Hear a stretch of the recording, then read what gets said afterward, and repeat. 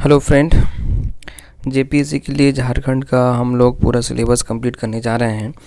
इनमें से हम लोग अभी 2 सीरीज कर चुके हैं कि हिस्ट्री में।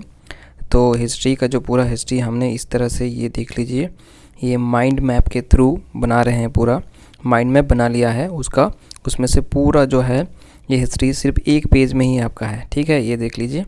इसमें से हम लोग 2 पार्ट कर लिए हैं अभी तक। पहला है जो प्राचीन झारखंड और दूसरा है उसके बाद ये मौर्य काल भी देख लिया। प्राचीन में मौर्य काल देखा, गुप्त काल देखा। उसके बाद जो है वो गुप्तोत्तर काल का अलग से वीडियो बनाया था, उसमें देख लिया था। इसको प्री मिडिएबल टाइम कहते हैं झारखंड में। ठीक है, उसके बाद ये अब जो आज जो देखेंगे हमारा, ये आज होगा हमारा कि सल्तनत कालीन झारखंड। इस तरह से अगर आपने पिछले वीडियो नहीं देखा है तो दोनों वीडियो देख सकते हैं। और ये आज का जो हमारा टॉपिक है ये है सल्तनत कालीन झारखंड। ठीक है, तो आज इसको हम लोग पूरा देखेंगे। ठीक है, चलिए शुरू करते हैं दोस्तों। ये बीरभूम देख लीजिए। बीरभूम जो है पश्चिम बंगाल का है कि राजा द्वारा सिंहभूम पर आक्रमण किया और दिल्ली के सुल्तान मोहम्मद बिन तुगलक के सेनापति मलिक बयां द्वारा हजारीबाग पर आक्रमण कब हुआ था? 1340 तथा उड़ीसा के शासक कपिलेंद्र गजपति 1435 से 70 द्वारा संथाल परगना पर आक्रमण आदि का कोई स्थायी प्रभाव नहीं पड़ा। ठीक है, कोई ऐसा प्रभाव नहीं पड़ा, लेकिन हमारे लिए इम्पोर्टेंट हो जाता है कि हम इसको देख लेते हैं किसने यहाँ पे आक्रमण किया छोटा नागपुर रीजन को। सबसे पहले क्या बीरभूम के पश्चिम बंगाल ने किया, पश्चिम बंगाल का बीरभूम उसने किया। उसके बाद दूसरा है कि मोहम्मद बिन तुगलक के सेनापति कौन थे? मलिक बयां द्वारा भी हजारीबाग पर हुआ आक्रमण। तथा उड़ीसा के शासक जो थे कपिलेंद्र गजपति, ये याद रख लीजिएगा, इंपॉर्टेंट है, इन्होंने भी किया। पर इन सब जो आक्रमण हुआ इसका कोई ऐसा स्थायी प्रभाव नहीं पड़ा। इस प्रकार यदि झारखंड पर हुए इन चिटपुट बाहरी आक्रमण को छोड़ दिया जाए तो पूरे सल्तनत काल में झारखंड को स्वतंत्रता सत्ता अक्षुण्य बनी रही और यहाँ राजागण बिना किसी बाह्य हस्तक्षेप का निर्बाध शासन करते रहे। ठीक है, ये हो गया आपका इतना। देखिए दोस्तों, हमने सिर्फ इतना ही मतलब यहाँ पे लिया है इन्फॉर्मेशन जो हमारे एग्ज़ाम के लिए इम्पोर्टेंट हो। शॉर्ट में नोट्स है, टू द पॉइंट है जो एग्ज़ाम का है। और एग्ज़ाम का पिछले साल का क्वेश्चन देखा है, पिछले साल का क्वेश्चन जिस टॉपिक में पूछा जाता है, जैसे पूछे जाते हैं उस सब टॉपिक हमने कवर किया है। अब ये देख लेते हैं, ये इन्फॉर्मेशन था। अब स्टार्ट करते हैं कुतुबुद्दीन ऐबक। ये 1202 से 1203 ईस्वी में कुतुबुद्दीन ऐबक के सेनापति बख्तियार खिलजी ने दक्षिण बिहार पर आक्रमण किया और उदंतपुरी, नालंदा व विक्रमशिला का विश्वविद्यालय को नष्ट भ्रष्ट किया और भारी खून खराबा किया। अब ये देख लीजिए, इंपॉर्टेंट, इसमें पेपर 1 का भी क्वेश्चन पूछ सकता है कि बख्तियार खिलजी ने दक्षिण भारत पर किसने किया? ये बख्तियार खिलजी कौन थे? कुतुबुद्दीन ऐबक के सेनापति थे। उन्होंने कहाँ किया ये आक्रमण? दक्षिण बिहार मतलब साउथ बिहार मतलब झारखंड। और इसके बाद उदंतपुरी, नालंदा, विक्रमशिला विश्वविद्यालय को नष्ट किया। अब ये जब यहाँ पे अटैक किया, उसके ये गैर मुस्लिम जनता जो थे उन्होंने प्राणों की रक्षा के लिए कहाँ चले गए? ये झारखंड में शरण लेना शुरू कर दिया। इस तरह झारखंड में नवीन नृजातीय तत्वों का समावेश हुआ, नए लोग बाहर से आने लगे। इन आक्रमणों के दौरान बख्तियार को बंगाल पहुंचने के मार्गों का पता चला जो कि झारखंड से होकर गुजरता था। बस ये इन्फॉर्मेशन जो है कुतुबुद्दीन ऐबक के टाइम पे। अब ये गुलाम वंश कालीन झारखंड देखते हैं। आदि तुर्क गुलाम वंश सुल्तानो इल्तुतमिश 1211 व बलबन 1265 से समय में दक्षिण बिहार में व्याप्त उथल पुथल का थोड़ा बहुत प्रभाव ही झारखंड में पड़ता है।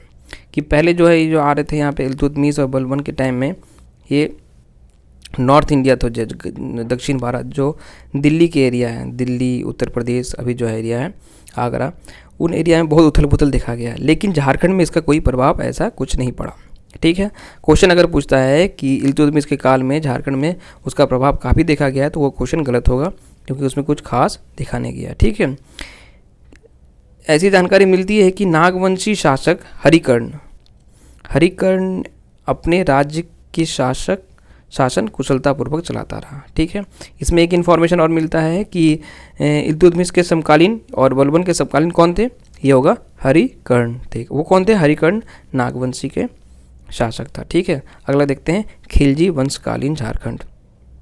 ये कब से कब था, 1290 से लेकर 1320। खिलजी वंश के सुल्तान अलाउद्दीन खिलजी के सेनापति छज्जू मलिक ने नागवंशी शासक को कर देने के लिए विवश किया था। अब क्वेश्चन पूछ सकता है कि किन्होंने खिलजी काल में झारखंड ने कर देना स्वीकार किया, ये सही है या गलत है, ये सही है। और किसने किया था, उनके सेनापति कौन थे, छज्जू मलिक, ये याद रखिएगा। ठीक है, अगला है तुगलक वंशकालीन झारखंड। तुगलक वंशकालीन मोहम्मद बिन तुगलक सेनापति मलिक बयां हजारीबाग क्षेत्र में चाय चप्पा तक आ चुके थे। चाय चप्पा एक जगह का नाम है, वहाँ तक आ चुके थे। कौन, मालिक बयां। मालिक बयां कौन थे, सेनापति थे, किनके, मोहम्मद बिन तुगलक के। जबकि संथाली स्रोत के अनुसार आक्रमण इब्राहिम अली के नेतृत्व में हुआ था। ये संथाली स्रोत जो है वो कहते हैं कि ये मलिक बयां नहीं किया था, इन्होंने कौन किया था, ये इब्राहिम अली ने किया था। तो ये अगर क्वेश्चन रहे तो दोनों सही होगा, ये एक दोनों में से कोई एक रहे तो वो भी सही होगा।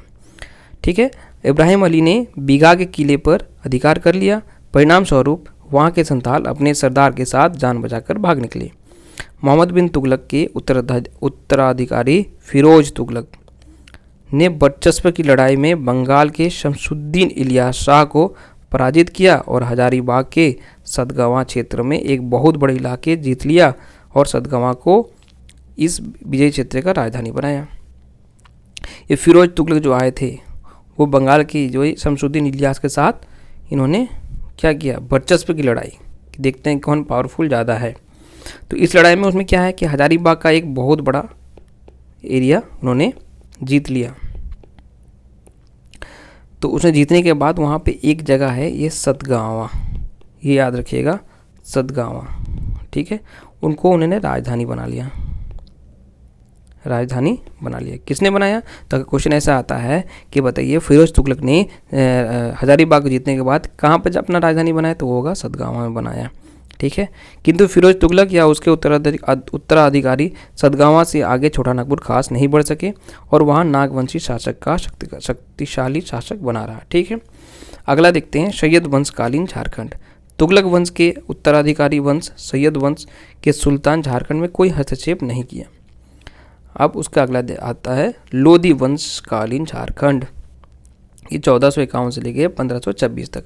लोधी वंश के सुल्तान अपेक्षाकृत कमज़ोर सुल्तान थे और दिल्ली सल्तनत का प्रभाव क्षेत्र सिमट कर बहुत ही कम रह चुका था, बहुत कम था, इसलिए वो झारखंड में कुछ उतना उनका प्रभाव नहीं दिखता है। वे झारखंड में हस्तक्षेप करने की स्थिति में नहीं थे क्योंकि उनका खुद ही लड़ाई चलता था कि कौन गद्दी में बैठेगा, सत्ता में कौन आएगा कौन नहीं आएगा। तो एक के बाद एक चेंज होने लगे, तो वहाँ पे उन लोगों के पास इतना टाइम नहीं था और बहुत ही कमज़ोर थे, इसलिए वो झारखंड में इसका कोई हस्तक्षेप नहीं दिखता है।